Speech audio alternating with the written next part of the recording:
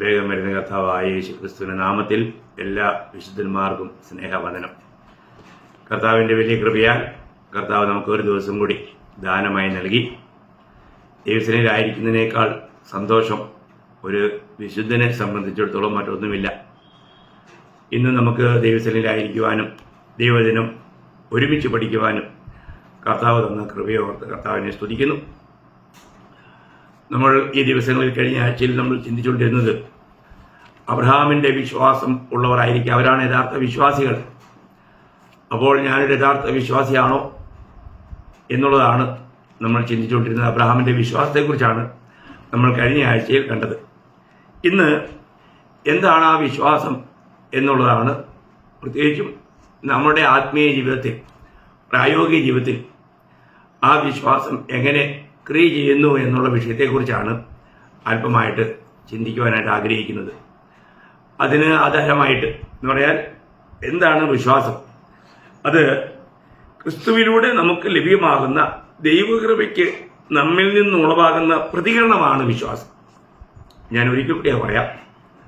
ക്രിസ്തുവിലൂടെ നമുക്ക് ലഭ്യമാകുന്ന ദൈവകൃപയ്ക്ക് നമ്മിൽ നിന്നുളവാകുന്ന പ്രതികരണമാണ് വിശ്വാസം. അപ്പോൾ നാം എല്ലാവരും കൃപയാൽ രക്ഷിക്കപ്പെട്ടവരാണ്. നമ്മുടെ എന്തെങ്കിലും നന്മകൾ കൊണ്ടോ നമ്മൾ നല്ലവരായിരുന്നുകൊണ്ടോ നമുക്ക് ലഭിച്ചതല്ല. രക്ഷ എന്നുള്ളത് ദൈവത്തിന്റെ ദാനമാണ്, അത് കൃപയാൽ നമുക്ക് ലഭിച്ചതാണ്. അപ്പോൾ ഇവിടെ അങ്ങനെ കൃപയാൽ ലഭ്യമാകുന്ന ആ വലിയ സന്തോഷത്തെ, അതിൽ നിന്നും നമുക്ക് ഒരു പ്രതികരണം നമുക്ക് ഉണ്ടാവും. രക്ഷിക്കപ്പെട്ടവരിൽ ഒരു പ്രതികരണം ഉണ്ടാവും. അതാണ് ആ വിശ്വാസം. ആ വിശ്വാസം എന്തായാലും ഒന്നുകൂടെ വിശദീകരിക്കാനായിട്ട് ഞാനൊരു തിരുവചനത്തിലേക്ക് വരാം. നമ്മൾ 2 കൊരിന്ത്യർ 5-ാം അധ്യായം അതിന്റെ 14-ഉം 15-ഉം വാക്യം. 2 കൊരിന്ത്യർ ചാപ്റ്റർ 5 വേഴ്സ് 14 and 15. ക്രിസ്തുവിന്റെ സ്നേഹം ഞങ്ങളെ നിർബന്ധിക്കുന്നു. എല്ലാവർക്കും വേണ്ടി ഒരുവൻ മരിച്ചിരിക്കെ എല്ലാവരും മരിച്ചുവെന്നും ജീവിക്കുന്നവർ ഇനി തങ്ങൾക്കായിട്ടല്ല തങ്ങൾക്ക് വേണ്ടി മരിച്ചു ഉയർത്തവനായിട്ട് തന്നെ ജീവിക്കേണ്ടതിന് അവൻ എല്ലാവർക്കും വേണ്ടി മരിച്ചു എന്നും ഞങ്ങൾ നിർണയിച്ചിരിക്കുന്നു. ഇതാണ് യഥാർത്ഥത്തിൽ രക്ഷിക്കപ്പെട്ട ഒരു വിശുദ്ധന്റെ ജീവിതത്തിൽ, പ്രായോഗിക വിശ്വാസ ജീവിതത്തിൽ കാണേണ്ട ഒരു വലിയ കാര്യം. ഒന്നാമത്തെ കാര്യം തന്നെ ക്രിസ്തുവിന്റെ സ്നേഹം നമ്മളെ നിർബന്ധിക്കണം. ക്രിസ്തീയ ജീവിതം അത് സ്നേഹത്തിൽ ആധാരിതമാണ്. നാം ചെയ്യുന്ന ഓരോ കാര്യങ്ങൾക്കും ദൈവസ്നേഹത്തിലുള്ള ഒരു നിർബന്ധം നമുക്കുണ്ടായിരിക്കും. അപ്പോൾ അങ്ങനെയൊരു സ്നേഹം നമ്മളെ നിർബന്ധിക്കുന്നു എന്ന് നമുക്ക് പറയാൻ കഴിയണം. ഒരു പാപിയായ ഒരു വ്യക്തിയെ കാണുമ്പോൾ ഈ രക്ഷകനെ കുറിച്ച് പറയുവാനായിട്ട് ദൈവസ്നേഹം അവനെ നിർബന്ധിക്കുക. അങ്ങനെയൊരു നിർബന്ധം നമുക്കുണ്ടാകുന്നുണ്ടോ? ഇന്ന് രക്ഷിക്കപ്പെടുന്ന പറയുന്ന പലരിലും ഈ ഒരു വലിയ മാറ്റം കാണുന്നില്ല. ദൈവമക്കളെ, നമ്മളെ സംബന്ധിച്ചിടത്തോളം നമ്മൾ അന്ധകാരത്തിലായിരുന്നു, നമ്മളെ അത്ഭുത പ്രകാശത്തിലാക്കിയവന്റെ സൽഗുണങ്ങളെ ഘോഷിപ്പാൻ തക്കവണ്ണം തിരഞ്ഞെടുക്കപ്പെട്ട ജാതിയും രാജകീയ പുരോഹിതവർഗവും വിശുദ്ധ വംശവും സ്വന്തം ജനവുമാകുന്നു എന്നാണ് നമ്മൾ 1 പത്രോസ് 2:9 വായിക്കുന്നത്. അപ്പോൾ നമുക്ക് ഏതൊരു വ്യക്തിയോടും ഈ സത്യവിശേഷം പറയുവാനുള്ള ഒരു ഒരുക്കം അത് നമുക്കുണ്ടായിരിക്കണം.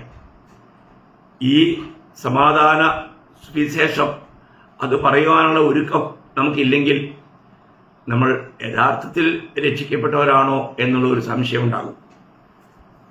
രക്ഷിക്കപ്പെട്ട ഒരുവനെ സംബന്ധിച്ചിടത്തോളം രക്ഷിക്കപ്പെടാത്തവരെ കാണുമ്പോൾ അവരെയും കൂടി ക്രിസ്തുവിന് വേണ്ടി നേടുവാനുള്ള ഒരു വലിയ ആത്മദാഹം ആ വ്യക്തിയിൽ ഉണ്ടാവും. അത് ദൈവത്തിന്റെ ആത്മാവിലൂടെ അവർക്ക് അത് വെളിപ്പെടും. നമ്മൾ വളരെ വ്യക്തമായിട്ട് മനസ്സിലാക്കണം പ്രിയമുള്ളവരെ. ഇന്ന് അങ്ങനെയൊരു, കാരണം കർത്താവ് അതിനുവേണ്ടിയാണ് നമ്മളെ രക്ഷിച്ചത്. മാത്രമല്ല ക്രിസ്തുവിന്റെ ആത്മാവ് നമ്മളെ അതിനു വേണ്ടിയിട്ട് നമ്മളെ നിർബന്ധിക്കും. കർത്താവിന്റെ ആത്മാവ് നമ്മളെ അതിനുവേണ്ടി നിർബന്ധിക്കും. അപ്പോൾ നമ്മൾ കർത്താവിന്റെ ആത്മാവിനെ പ്രാപിച്ചവരാണെങ്കിൽ, വീണ്ടും ജനിച്ചവരാണെങ്കിൽ ക്രിസ്തുവിന്റെ ആത്മാവ് നമ്മളിലുണ്ട്. മാത്രമല്ല നമ്മുടെ ജീവിതം തന്നെ ആത്മാവിന് അനുസരണമായിരിക്കണമല്ലോ, അനുസരണം കാണിക്കണം. ഇന്ന് നമുക്ക് ആത്മാർത്ഥമായിട്ട് നമ്മളോട് തന്നെ ചോദിക്കാം, ഇന്ന് ക്രിസ്തുവിന്റെ ഈ സ്നേഹം എന്നെ നിർബന്ധിക്കുന്നുണ്ടോ? യഥാർത്ഥത്തിൽ ഞാനൊരു ക്രിസ്ത്യാനിയാണ്. എനിക്ക് ക്രിസ്തുവിന്റെ ആത്മാവ് ലഭിച്ചു. ഞാൻ വിശ്വസിച്ചിട്ട് എനിക്ക് ആത്മാവിനെ ലഭിച്ചു. ഞാൻ ഇന്ന് ആ ആത്മാവിനാൽ ഞാൻ നിർബന്ധിക്കപ്പെടുന്നുണ്ട് എന്നുള്ള ഒരു സാക്ഷ്യം നമുക്കുണ്ടോ? ഇവിടെ പൗലോസ് പറയാണ്, എല്ലാവർക്കും വേണ്ടി നോക്കണേ, ക്രിസ്തുവിന്റെ സ്നേഹം ഞങ്ങളെ നിർബന്ധിക്കുന്നു. എല്ലാവർക്കും വേണ്ടി ഒരുവൻ മരിച്ചിരിക്കെ എല്ലാവരും മരിച്ചുവെന്നും. അപ്പോൾ നമ്മൾ കർത്താവിൽ വിശ്വസിച്ചപ്പോൾ എന്ത് സംഭവിച്ചു? നമ്മുടെ ആ പഴയ ജീവിതം അവസാനിക്കുക, ഒരു മരണം സംഭവിക്കുക, ഒരു മരണത്തോടൊപ്പം തന്നെ ഒരു ജനനവും സംഭവിക്കുക. അതാണ് ഏറ്റവും വിലപ്പെട്ടൊരു കാര്യം. നമ്മൾ മരിച്ചു, നമ്മൾ പാപസംബന്ധമായി മരിച്ചു ക്രിസ്തുവിന് ജീവിക്കേണ്ടതിന്. അപ്പോൾ കർത്താവിനുള്ള വിശ്വാസം എന്ത് ചെയ്തു? നമ്മളിൽ ഒരു മരണം കൊണ്ടുവന്നു എന്നുള്ള യാഥാർത്ഥ്യം, നമ്മളിലേക്ക് ഒരു മരണം കൊണ്ടുവന്നു. അപ്പോൾ നമ്മൾ ക്രിസ്തു മരിച്ചപ്പോൾ ഞാനും കർത്താവിനോട് കൂടെ മരിച്ചു എന്നുള്ള ആ ഒരു യാഥാർത്ഥ്യം. കാരണം കർത്താവായ യേശു ക്രിസ്തു ലോകത്തിൽ എന്തിനു വന്നു? പാപികളെ രക്ഷിക്കുവാൻ. അവിടുന്ന് പാപികളെ രക്ഷിക്കുവാൻ വേണ്ടി ഈ ലോകത്തിൽ വന്നു. അപ്പോൾ അങ്ങനെ പാപികളെ രക്ഷിക്കാൻ വേണ്ടി കർത്താവ് ഈ ലോകത്തിൽ വന്നു. അതിൽ ഞാനൊരു പാപിയാണ് എന്നുള്ള ആ പാപബോധം ദൈവത്തിന്റെ പരിശുദ്ധാത്മാവാണ് നമുക്ക് നൽകുന്നത്. അത് പരിശുദ്ധാത്മാവ് വരുമ്പോൾ പാപത്തെക്കുറിച്ചും നീതിയെക്കുറിച്ചും ന്യായവിധിയെക്കുറിച്ചും ബോധം വരുത്തുന്നതാണ്. അപ്പൊ അങ്ങനെയാണെങ്കിൽ നമ്മുടെ ജീവിതത്തിൽ നമുക്ക് ആ പാപബോധം തരുന്നത് പോലും പരിശുദ്ധാത്മാവാണ്, നമ്മൾ മനസ്സിലാക്കണം. അപ്പോൾ വീണ്ടും ജനിക്കുന്ന ഒരു വ്യക്തി, യഥാർത്ഥമായും രക്ഷിക്കപ്പെടുന്ന ഒരു വ്യക്തിക്ക് ഈ പാപബോധം ഉണ്ടായിട്ടുണ്ട്. അവരിൽ ദൈവത്തിന്റെ ആത്മാവിന്റെ നിവാസം ഉണ്ടായിട്ടുണ്ട്. നമുക്കറിയാം, വിശ്വാസത്താലാണല്ലോ എഫേസ്യർ 3:17 വായിക്കുന്നത്, വിശ്വസിക്കുന്നവരിൽ നിന്നുണ്ട് ക്രിസ്തു വസിക്കുന്നു, വിശ്വാസത്താൽ ക്രിസ്തു നിങ്ങളിൽ വസിക്കേണ്ടതെന്നാണ്. അപ്പോൾ വിശ്വസിക്കുന്ന ഒരു വ്യക്തിയിൽ കർത്താവ് വസിക്കുന്നുണ്ട്. അപ്പോൾ ആ കർത്താവിന്റെ സ്നേഹം നമ്മളെ നിർബന്ധിക്കും. കാരണം ഇന്നും കർത്താവിന് ഒരു വ്യക്തിയോട് സംസാരിക്കാൻ അധരങ്ങൾ വേണം. ആ അധരങ്ങൾ നമ്മളുടെ അധരങ്ങളാണ്. കാരണം കർത്താവ് നമ്മളെ വിലയ്ക്ക് വാങ്ങിയിരിക്കുക. നാം താന്താങ്ങൾക്കുള്ളവരല്ല. ഈ യാഥാർത്ഥ്യവും നമ്മൾ വളരെ വ്യക്തമായി മനസ്സിലാക്കണം. അപ്പൊ ഇന്നും ലോകത്തിൽ തനിക്ക് പ്രവർത്തിക്കുവാനുള്ളത് തന്റെ സഭയിലൂടെ താൻ പ്രവർത്തിച്ചുകൊണ്ടിരിക്കുക. അപ്പം കർത്താവ് മരിച്ചുയർത്തതിന് ശേഷം വീണ്ടും തന്റെ ശിഷ്യന്മാരിലൂടെ പ്രവർത്തിച്ചുകൊണ്ടിരുന്നു. അതാ പ്രവർത്തികളുടെ പുസ്തകം, അല്ലെങ്കിൽ അപ്പോസ്തല പ്രവർത്തികൾ. ഇന്നും ആ പ്രവൃത്തി നടന്നുകൊണ്ടിരിക്കുക. കാരണം സഭ ഇന്നും ഇവിടെ ഉണ്ട്. അപ്പോൾ ഞാൻ ഇന്ന് കർത്താവിന് ഉപയോഗമുള്ള ഒരു പാത്രമായി തീരുന്നുവെങ്കിൽ എന്റെ അധരങ്ങളിലൂടെ ആർക്ക് സംസാരിക്കണം? കർത്താവിന് സംസാരിക്കണം. അപ്പൊ ഇന്ന് കർത്താവിന് എന്നിലൂടെ സംസാരിക്കാൻ തക്കവണ്ണം ഞാൻ എന്നെ തന്നെ ഏൽപ്പിച്ചു കൊടുക്കുന്നുണ്ടോ എന്നുള്ളതാണ് വിഷയം. ഇവിടെ പൗലോസ് പറയുന്നത്, കർത്താവിന്റെ സ്നേഹം ഞങ്ങളെ നിർബന്ധിക്കുന്നു. ഒരുവൻ എല്ലാവർക്കും വേണ്ടി മരിച്ചിരിക്കെ എല്ലാവരും മരിച്ചുവെന്നും ജീവിക്കുന്നവർ ഇനി തങ്ങൾക്കായിട്ടല്ല തങ്ങൾക്ക് വേണ്ടി മരിച്ചുയർത്തവനായിട്ട് തന്നെ ജീവിക്കേണ്ടതിന് അവൻ എല്ലാവർക്കും വേണ്ടി മരിച്ചു എന്നും ഞങ്ങൾ നിർണയിച്ചിരിക്കുന്നു. എത്ര വലിയ അറിവാണ് പ്രിയമുള്ളത്! ഈ അറിവ് നമ്മളെ ഭരിക്കുന്നുണ്ടോ? പ്രിയമുള്ളവരെ, ക്രിസ്തീയ ജീവിതം എന്നുള്ളത് നിശ്ചയമായിട്ടും ഈ യഥാർത്ഥ അറിവ്, ആ ഒരു പരിജ്ഞാനം, അത് പ്രാപിച്ചുകൊണ്ടുള്ള ജീവിതമാണ്. അപ്പോൾ ഇനി നമ്മുടെ ജീവിതത്തിന്റെ ലക്ഷ്യം കർത്താവായിരിക്കണം, കർത്താവിന് ജീവിക്കുക. അപ്പോൾ അവിടുന്ന് നമ്മളിൽ ജീവിക്കണം. അപ്പം ആ ജീവിതത്തെക്കുറിച്ച് ഒരു നല്ല ബോധ്യം നമുക്ക് വേണം.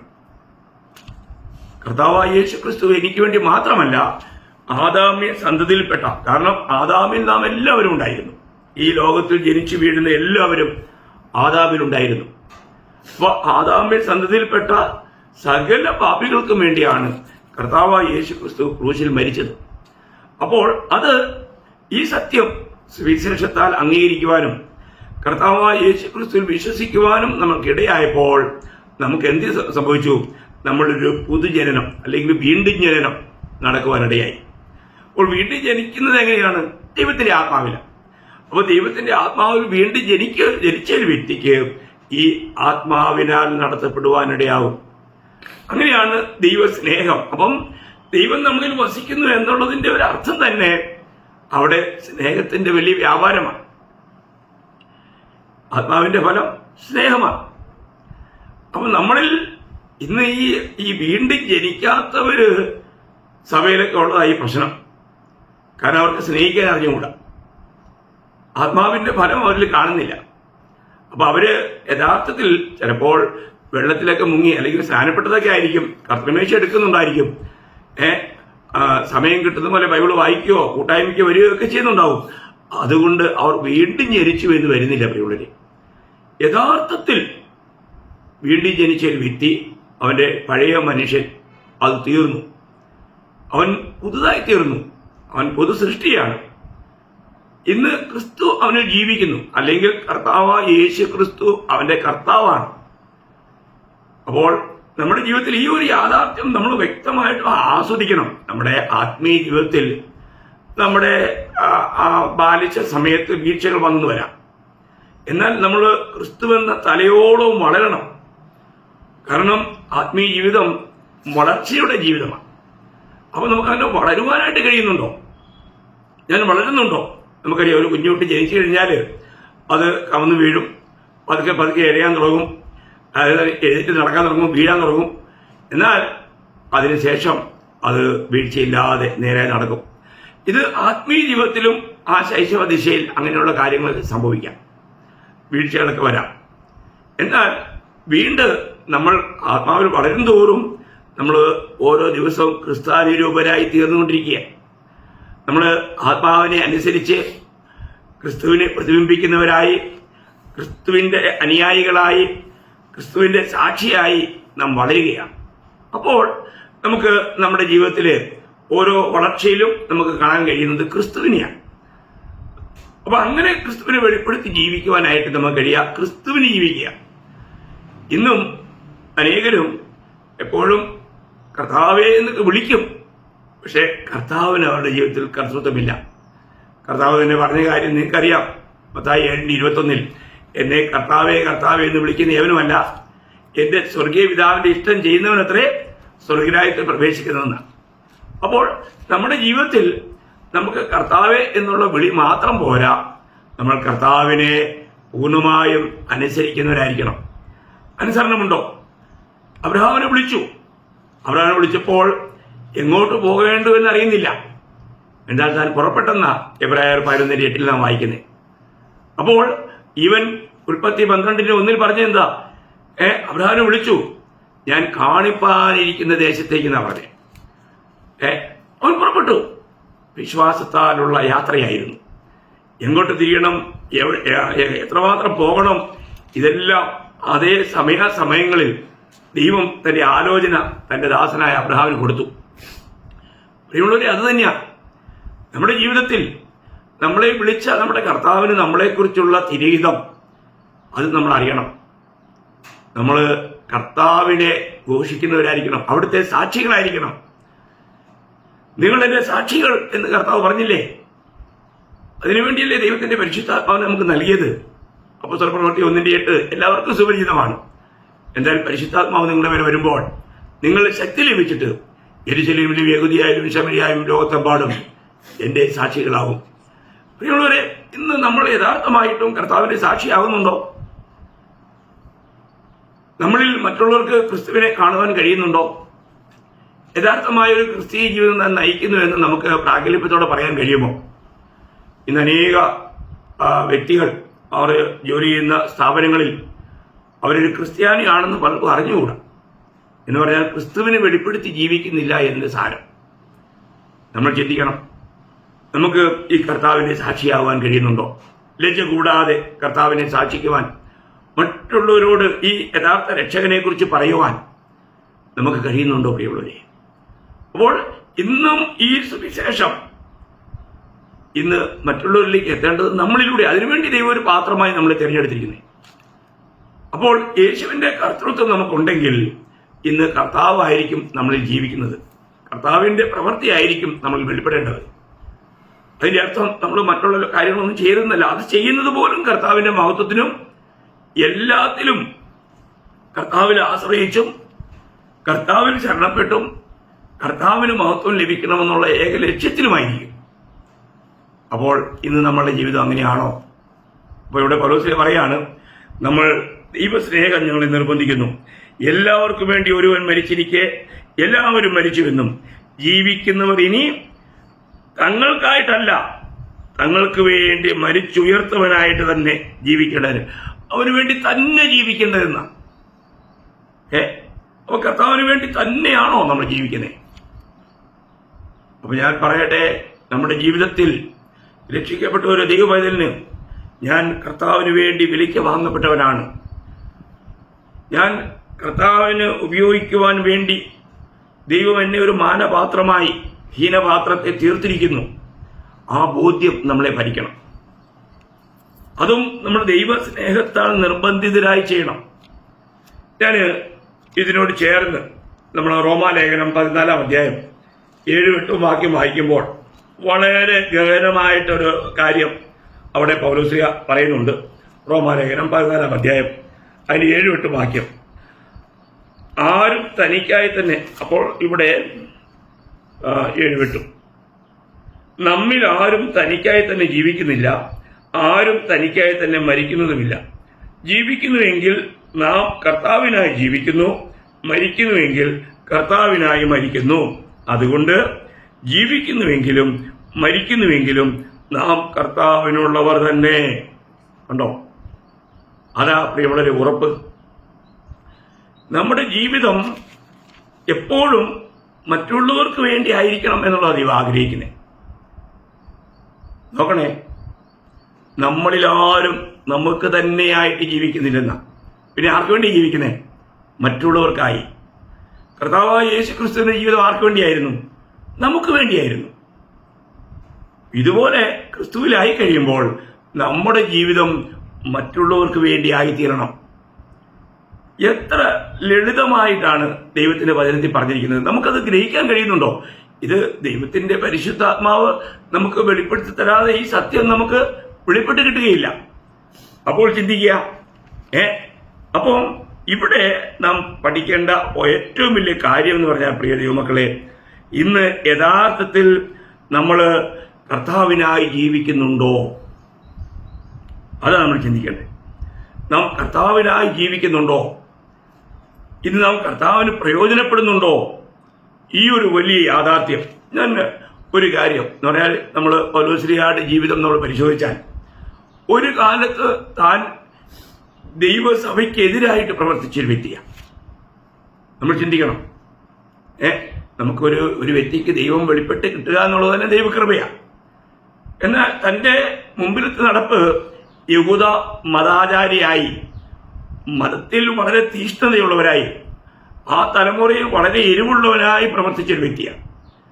എന്നാൽ കൃപയാൽ കർത്താവ് തന്നോട് കരുണ ചെയ്തു, താൻ രക്ഷിക്കപ്പെട്ടു, താൻ വീണ്ടും ജനിച്ചു. അതിന്റെ ഫലമായിട്ട് പൗലോസ്ലീഹയുടെ ജീവിതം പൂർണ്ണമായും മാറ്റപ്പെടുകയില്ല. നമ്മൾ ചിന്തിക്കണം. പൗലോസ്ലീഹ പലയിടങ്ങളിൽ ചെന്ന് സുവിശേഷം പറയുമ്പോൾ അത് വിശ്വസിക്കുവാൻ ജനങ്ങൾക്ക് കഴിഞ്ഞില്ല. കാരണം ഇവൻ നമ്മളെ പീഡിപ്പിച്ചുകൊണ്ടിരുന്നവനാണെന്നുള്ള ആ ഒരു ചിന്താഗതി ജനങ്ങളെ ഭരിച്ചു. നമ്മൾ അപ്പോസ്തല പ്രവൃത്തി അതിന്റെ 9-ാം അധ്യായം, അപ്പോസ്തല പ്രവൃത്തി അതിന്റെ 9-ാം അധ്യായം, അതിന്റെ നീണ്ടു വായിക്കുന്നില്ല, അതിന്റെ 21-ാം വാക്യം. കേട്ടവരെല്ലാവരും വിസ്മയിച്ചു. യെരുശലേമിൽ ഈ നാമം വിളിച്ചപേക്ഷിക്കുന്നവർക്ക് നാശം ചെയ്തവൻ ഇവനല്ലയോ? ഇവിടെയും അവരെ പിടിച്ചുകെട്ടി മഹാപുരോഹിതന്മാരുടെ അടുക്കൽ കൊണ്ടുപോകുവാനല്ലോ വന്നത് എന്ന് പറഞ്ഞു. ഉണ്ടോ? നോക്കണേ പ്രിയമുള്ളവരെ, ശൗല് വളരെ തീഷ്ണതയോട്, മതത്തിന്റെ തീഷ്ണതയിൽ, അതിന്റെ ലഹരിയിൽ ക്രിസ്ത്യാനികളെ പീഡിപ്പിച്ചുകൊണ്ട് മഹാപുരോഹിതന്മാരിൽ നിന്നും അധികാരപത്രം മേടിച്ച് ദമസ്കസിലും ചെന്ന് അവിടെയുള്ള വിശ്വാസികളെ പിടിച്ചുകെട്ടി യെരുശലേമിൽ കൊണ്ടുവന്ന് പീഡിപ്പിക്കുവാനും അവരെ ഇല്ലായ്മ ചെയ്യുവാനും കച്ചകെട്ടി ഇറങ്ങിയ ഒരു വ്യക്തിയാണ്. പക്ഷെ ഇതാ ദൈവകൃപയാൽ രക്ഷിക്കപ്പെട്ടു. ഇന്ന് താൻ സുവിശേഷത്തിന്റെ ഒരു സാക്ഷിയാകുകയാണ്. താൻ നേരത്തെ വിരോധിച്ച ആ കാര്യം ഇപ്പോൾ സ്വയം താൻ പ്രവർത്തിക്കുക, താനത് പ്രസംഗിക്കുക. അപ്പോൾ അത് കേൾക്കുന്നവർക്ക് പോലും അത് ഭയങ്കര അതിശയമായി തോന്നിയെന്ന. നോക്കണം, എത്ര അത്ഭുതമല്ലേ! കേട്ടവരെല്ലാവരും വിസ്മയിച്ചു. യെരൂശലേമിൽ ഈ നാമം വിളിച്ചപേക്ഷിക്കുന്നവർക്ക് നാശം ചെയ്തവൻ ഇവനല്ലയോ. നോക്കണം, അതിനെക്കുറിച്ച് ഗലാത്യ ലേഖനം 1-ാം അധ്യായം അതിന്റെ 23-ാം വാക്യം വായിക്കുമ്പോൾ, ഗലാത്യ ലേഖനം അതിന്റെ 1-ാം അധ്യായം 23-ാം വാക്യം, കർത്താവായ യേശുവേ, മുമ്പേ നമ്മെ ഉപദ്രവിച്ചവൻ താൻ മുമ്പേ മുടിച്ച വിശ്വാസത്തെ ഇപ്പോൾ പ്രസംഗിക്കുന്നു എന്ന് മാത്രം കേട്ട് എന്നെ ചൊല്ലി ദൈവത്തെ മോഹത്വപ്പെടുത്തി. കണ്ടോ പ്രിയമുള്ളവരെ? ഞാൻ ഈ കഴിഞ്ഞ ദിവസം കേട്ടു, ഗ്രാം സെയിനെ ആ കൊന്ന കൂട്ടത്തിലുണ്ടായിരുന്ന ഒരു പ്രായം കുറഞ്ഞ ഒരു വ്യക്തി ഇപ്പോൾ ക്രിസ്തുവിനെ പ്രസംഗിക്കുന്നു എന്ന് കേട്ടു. അതാ സത്യം. അങ്ങനെ എത്രയോ അനുഭവങ്ങൾ ക്രിസ്തുവിനും സുവിശേഷത്തിനുമെതിരെ നിന്നിട്ടുള്ള എത്രയോ പേർ ഇന്ന് കർത്താവിനെ പ്രസംഗിച്ചുകൊണ്ടിരിക്കുക പ്രിയമുള്ളവരെ. അതാണ് ദൈവത്തിന്റെ സ്നേഹം. അവരെ കടന്നു പിടിച്ചു. ആ സ്നേഹത്തെ മറികടക്കാൻ അവർക്ക് കഴിഞ്ഞില്ല. ഇവിടെ ചിന്തിക്കുക, ഇവിടെ നമ്മൾ വായിക്കുന്നത് ജനങ്ങൾക്ക് അതിശയം. മുമ്പേ നമ്മെ ഉപദ്രവിച്ചവൻ താൻ മുമ്പേ മുടിച്ച വിശ്വാസത്തെ ഇപ്പോൾ പ്രസംഗിക്കുന്നു. നോക്കുക, എത്ര അത്ഭുതം! അതാണ് നരഭോജികളെ നരസ്നേഹികളാക്കി മാറ്റുന്ന ദൈവവചനത്തിന്റെ ശക്തി. ഇത് നമ്മളെല്ലാവരെയും അറിയിക്കണ്ടേ ദൈവമക്കളെ? ഇതറിയിക്കുക എന്നുള്ളതല്ലേ നമ്മുടെ ഏറ്റവും വലിയ നിയോഗം, ഗ്രേറ്റ് കമ്മീഷൻ. ഭൂലോകം എല്ലായിടത്തും പോയി നിങ്ങൾ ഈ സുവിശേഷം പ്രസംഗിക്കണം. എല്ലാ ജാതികളെയും ശിഷ്യരാക്കണം. അവർക്ക് പിതാവിന്റെയും പുത്രന്റെയും പരിശുദ്ധാത്മാവിന്റെയും നാമത്തിൽ സ്ഥാനം കൊടുക്കണം. ഞാൻ നിങ്ങളോട് കൽപ്പിച്ചവയെല്ലാം പ്രമാണിക്കാൻ അവരെ പഠിപ്പിക്കണം. ഇതല്ലേ കർത്താവ് നമ്മളോട് പറഞ്ഞിരിക്കുന്നത്? നാം അങ്ങനെ ചെയ്യുന്നുണ്ടോ? യഥാർത്ഥത്തിൽ ഒരു വിശ്വാസി ഇത് ചെയ്യുന്നില്ല എങ്കിൽ അവനെ വിശ്വാസി എന്ന് വിളിക്കുവാനായിട്ട് യോഗ്യനല്ല. കാരണം അവന്റെ വിശ്വാസത്തിന് ജീവനില്ല. അർത്ഥമില്ലാത്ത വിശ്വാസം, ജീവനില്ലാത്ത നിർജീവ വിശ്വാസം. അതൊക്കെ നമ്മൾ വിശ്വാസത്തിന്റെ മറ്റു ക്ലാസ്സുകളിലേക്ക് വരുമ്പോൾ ആഴമായിട്ട് പഠിക്കാം. എന്നാൽ ഒരു കാര്യം മനസ്സിലാക്കണം, ഇവിടെ ക്രിസ്ത്യാനികളെ ഉപദ്രവിച്ചവൻ ഇതാ ക്രിസ്തുവിന് വേണ്ടി ഉപദ്രവം സഹിക്കുകയാണ്, നിന്ദകളും പരിഹാസങ്ങളും ഏൽക്കുകയാണ്. നമുക്കറിയാം പൗലോസ് ഏതെല്ലാം രീതിയിൽ എത്രയെല്ലാം കഷ്ടങ്ങൾ സഹിച്ചു എന്നുള്ളത് 2 കൊരിന്ത്യർ 11-ാം അധ്യായം 23 മുതൽ 28 വരെ വായിക്കുമ്പോൾ ഒരു വലിയ നീണ്ട ലിസ്റ്റ് തന്നെ നമുക്കവിടെ വായിക്കാൻ കഴിയും. നോക്കുക, കർത്താവിനെ നിന്ദിച്ച, ഉപദ്രവിച്ച, കർത്താവിൽ വിശ്വസിക്കുന്ന വിശുദ്ധന്മാരെ പിടിച്ചു കെട്ടി ഏത് നിലയിലും നശിപ്പിക്കുവാൻ കച്ചകെട്ടിറങ്ങിയ ആ പൗലോസ്യ ക്രിസ്തുവിലായപ്പോൾ ഒരു പുതിയ സൃഷ്ടിയായി മാറി. താനിപ്പോൾ ദൈവസ്നേഹത്താൽ നിർബന്ധിതനായി നടക്കുകയാണ്. ദൈവത്തിന്റെ പരിശുദ്ധാത്മാവാണ് തന്നെ ഇപ്പോൾ നയിക്കുന്നത്. അതാ ക്രിസ്തീയ ജീവിതം പ്രിയമുള്ളവരെ. ഇത് ഇപ്പോൾ കർത്താവിന് പ്രയോജനമുള്ളൊരു പാത്രമായി തീർന്നു. കർത്താവിന് വലിയ ദുഃഖം വരുത്തിയ ആ പാത്രം ഇപ്പോൾ കർത്താവിനെ പ്രസാദിപ്പിക്കുന്ന, കർത്താവിന് ഉപയോഗമുള്ള ഒരു പാത്രമായി തീർന്നു എന്നുള്ളത് എത്ര സന്തോഷപ്രദമാണ്. ഈ പൗലോസ്യ ജയിലിൽ കിടക്കുമ്പോൾ രക്ഷിക്കപ്പെട്ട ഒരു അടിമ, ഒനോസിമോസ് എന്ന് പറയുന്ന ഒരു അടിമയെക്കുറിച്ച് നമ്മൾ ഫിലമോന്റെ ലേഖനത്തിൽ വായിക്കുന്നുണ്ട്. അവിടെ ഫിലമോന് താൻ കത്തെഴുതി ഈ അടിമയുടെ കയ്യിൽ തന്നെ കൊടുത്തു വിടുമ്പോൾ അവിടെ പറയുന്ന ഒരു കാര്യം നമ്മൾ ഫിലമോന്റെ ലേഖനം അതിന്റെ 11-ാം വാക്യത്തിൽ നമുക്ക് കാണാൻ കഴിയുന്നത് ഇങ്ങനെയാണ്. പൗലോസ്യ ഫിലമോനോട് പറയുകയാണ്, 1:11, അവൻ മുമ്പേ നിനക്ക് പ്രയോജനമില്ലാത്തവനായിരുന്നു, ഇപ്പോൾ നിനക്കും എനിക്കും നല്ല പ്രയോജനമുള്ളവൻ തന്നെ. കണ്ടോ? നോക്കുക പ്രിയമുള്ളവരെ, ഒരുവൻ ക്രിസ്തുവിലാകുമ്പോൾ അവൻ പ്രയോജനമുള്ളവനായി മാറണം. ഇന്ന് നമ്മൾ കർത്താവിന് പ്രയോജനമുള്ളവരാണോ? അത് നാം ചിന്തിക്കണം. കർത്താവ് ഏത് ഉദ്ദേശത്തോടെ നമ്മളെ വിളിച്ച് വേർതിരിച്ചോ അതിന് പ്രകാരം കർത്താവിന് പ്രയോജനമുള്ള ഒരു വ്യക്തിയായി മാറുവാൻ എനിക്ക് കഴിഞ്ഞിട്ടുണ്ടോ? ഒരു യഥാർത്ഥ രക്ഷിക്കപ്പെട്ട വ്യക്തി അവന് വേണ്ടിയല്ല ജീവിക്കണേ. നമുക്ക് വേണ്ടി ക്രൂശിൽ മരിച്ച ക്രിസ്തുവിന് വേണ്ടി ജീവിക്കുന്ന ജീവിതമാണ് പ്രിയമുള്ളവരെ. അങ്ങനെ നാം ജീവിക്കുന്നില്ല എങ്കിൽ അതിനെ വിശ്വാസ ജീവിതം എന്ന് പറയുവാൻ കഴിയില്ല. അപ്പോൾ വിശ്വാസം എന്താണ്? അത് നമ്മുടെ പ്രായോഗിക ജീവിതത്തിൽ നമുക്ക് ലഭിച്ച കൃപ. ആ കൃപ നമ്മളിൽ ചെയ്യുന്ന പ്രതികരണമാണ് വിശ്വാസം എന്നാണ് എനിക്ക് ആദ്യമായിട്ട് നിങ്ങളോട് പറയാനുള്ളത്. ഈ വിശ്വാസം പ്രായോഗിക ജീവിതത്തിൽ എന്നുള്ള രീതിയിൽ ഞാൻ അടുത്ത ആ പോയിന്റ്, അടുത്ത ആ കാര്യം ഞാൻ നാളത്തെ ക്ലാസ്സിൽ നിങ്ങളോട് പറയാം. പ്രിയമുള്ളവരെ, ഇത് നമ്മൾ യഥാർത്ഥമായും മനസ്സിലാക്കാതെ വെറുതെ ഞാൻ വെള്ളത്തിൽ മുങ്ങിയതാ, ഞാൻ രക്ഷിക്കപ്പെട്ടതാ എന്നൊക്കെ പറഞ്ഞ് ജീവിച്ചിട്ട് അവസാനം ക്രിസ്തു ഇല്ലാത്തവനായി കർത്താവിന്റെ വരവിൽ നഷ്ടപ്പെട്ടവനായിത്തീരുന്ന ഒരു അനുഭവത്തിലേക്ക് പോകരുതേ. നമ്മൾ വിശ്വസിച്ചുവെങ്കിൽ ആ വിശ്വാസം യാഥാർത്ഥ്യമാണോ? ഇന്ന് എത്രയോ പേർ ക്രിസ്ത്യാനികളെന്ന് പറയുന്നവര്, ഞങ്ങളും ക്രിസ്തുവിൽ വിശ്വസിക്കുന്നവരെന്ന് പറയുന്നുണ്ട്. പക്ഷെ അവര് ഒരു പുതു സൃഷ്ടിയായി മാറിയില്ല, അല്ലെങ്കിൽ അവരിൽ വീണ്ടും ജനനം നടന്നില്ല എന്നുള്ളതാണ് യാഥാർത്ഥ്യം.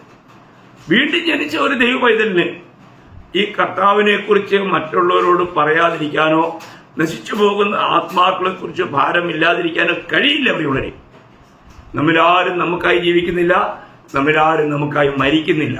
നാം ജീവിക്കുന്നുവെങ്കിൽ ക്രിസ്തുവിനായി ജീവിക്കുന്നു, നാം മരിക്കുന്നുവെങ്കിൽ ക്രിസ്തുവിനായി മരിക്കുന്നു. അതുകൊണ്ട് നാം ജീവിച്ചാലും മരിച്ചാലും ക്രിസ്തുവിനുള്ളവർ തന്നെ. ആ ഉറപ്പ് നമുക്ക് വേണം.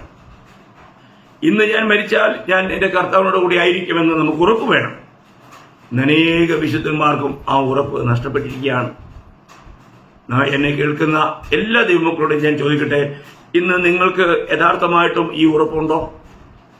ഞാൻ രക്ഷിക്കപ്പെട്ടു, ഞാൻ ക്രിസ്തുവിലാണ്, ക്രിസ്തു എന്നിലുണ്ട്, കർത്താവായ യേശു ക്രിസ്തു എന്റെ കർത്താവായിരിക്കുന്നു എന്ന് പറയുവാനുള്ള പ്രാഗൽഭ്യം, മറ്റുള്ളവരോടും ഈ ക്രിസ്തുവിനുള്ള വിശ്വാസത്തല്ലാതെ നീ രക്ഷിക്കപ്പെടുകയില്ല, നിത്യതയിൽ കർത്താവിന്റെ സന്നിധിയിൽ എത്തുകയില്ല, സ്വർഗത്തിൽ എത്തുകയില്ല എന്ന് പറയുവാനുള്ള ധൈര്യം നമുക്കുണ്ടോ? ദൈവത്തിന്റെ ആത്മാവ് ധൈര്യത്തിന്റെ ആത്മാവാണ്. അത് കർത്താവിനെ അനുസരിക്കുന്ന ആത്മാവാണ്. അതുകൊണ്ട് ദൈവമക്കളെ, നമ്മളൊരു സ്വയശോധന എപ്പോഴും നല്ലതാണ്. നമ്മൾ യഥാർത്ഥത്തിൽ യഥാർത്ഥമായ വിശ്വാസമുള്ളവരാണോ? കാരണം നമ്മുടെ ജീവിതം വിശ്വാസ ജീവിതമാണ്. നമ്മൾ 2 കൊരിന്ത്യർ 5:7 വായിക്കുന്നുണ്ട്, കാഴ്ചയല്ല വിശ്വാസത്താലത്രേ നാം ജീവിക്കുന്നത്. അതുകൊണ്ട് നമ്മൾ യഥാർത്ഥത്തിൽ രക്ഷിക്കപ്പെട്ടു എങ്കിൽ മാത്രമേ വിശ്വാസ കാഴ്ചയുള്ള വിൽക്കുവാനായിട്ട് കഴിയുള്ളൂ. അതുകൊണ്ട് എല്ലാ വിശുദ്ധന്മാരോടും ഞാൻ ഉണർത്തുന്നത്, നമ്മുടെ വിശ്വാസം പ്രായോഗിക ജീവിതത്തിൽ ദൈവത്തെ മഹത്വപ്പെടുത്തുന്ന നിലയിൽ ഇന്ന് ആയിരിക്കുന്നുണ്ടോ? ക്രിസ്തുവിന്റെ സ്നേഹം നമ്മളെ നിർബന്ധിക്കുന്നുണ്ടോ? ക്രിസ്തു നമ്മൾ ജീവിക്കുന്നത് വെളിപ്പെടുത്തി ജീവിക്കുവാനുള്ള ഒരു വലിയ ദാഹവും വിശപ്പും തമ്മിലുണ്ടോ? ഇത് നമുക്ക് നമ്മളോട് തന്നെ ചോദിക്കാം. നമുക്ക് ആ കാര്യം തിരുവചനാടിസ്ഥാനത്തിൽ ഉറപ്പുവരുത്താം. അങ്ങനെ കർത്താവിന്റെ വരവിന് വേണ്ടി യഥാർത്ഥമായും ഒരുങ്ങി കാത്ത് പ്രതീക്ഷയോടെ ഇരിക്കാം. കർത്താവിന്റെ നാമം മാത്രം ഇന്നും എന്നേക്കും മഹത്വപ്പെടുവാനാകട്ടെ. ആമേൻ.